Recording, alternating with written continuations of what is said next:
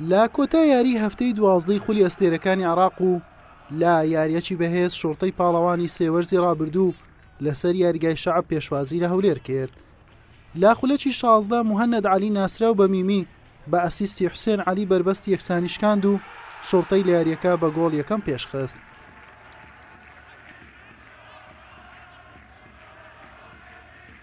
لە ناوەڕاستی نیوە یەکەم هەمان یاریزان دەرفەتی گۆڵی دۆمیشی لە پێش بوو لە دەستیدا.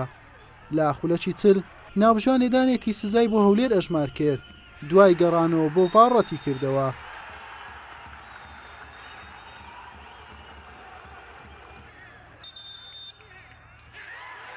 لا کۆتایەکانی نیوە یەکەم دەرفەتی گۆڵی یەکسانی لە پێش یاریزانان یانەی هەولێر بوو بەڵام سوودی لێ نەبیندرا.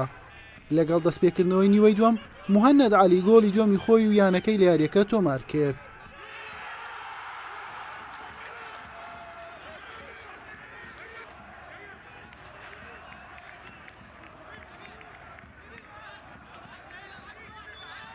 لا خولەکی 50 هەمان یاریزان هاتریکی خۆی تۆمار کرد و شۆرتەی کردە خاوەنی گۆڵی سێم.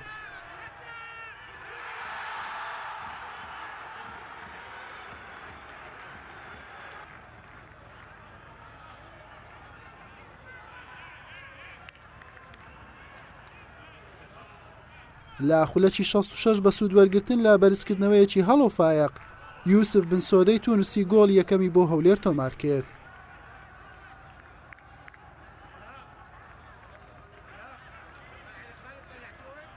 لا خولەکی 75 ناوبژوان کارتی زەردی دووەمی بەڕووی بەرگریکاریانەی هەولێر عومەر جەنجی بەرز کردەوە و بە کارتی سوور لە یاریەکە کردیە دەرەوە.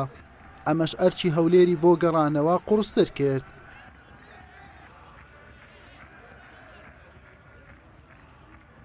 لا خولەکی 80 لۆکاس سانتۆسی بەرازیلی برینەکانی هەولێری قوڵتر کرد بە تۆمارکردنی گۆڵی چوارەم بۆ شۆرتە. یاریەکەش بەم ئەنجامە و بە 4 گۆڵ بەرامبەر گۆڵێک بە سوودی شۆرتە کۆتایی هات. بەم سەرکەوتنە سەوزپۆشەکانی بەغداد گەڕانەوە خانەی دووەمی ڕزبەندی و کۆی خاڵەکانیان بۆ 25 خاڵ بەرز کردەوە و جیاوازەکەیان لەگەڵ قووەتجەویەی پێشەنگ کردە تەنها 2 خاڵ. هەولێریش بە 18 خاڵەکەی پاشەکشەی کرد بۆ خانەی نوێمی ڕزبەندی. حوسێن محەممەد، کەناڵی پێام.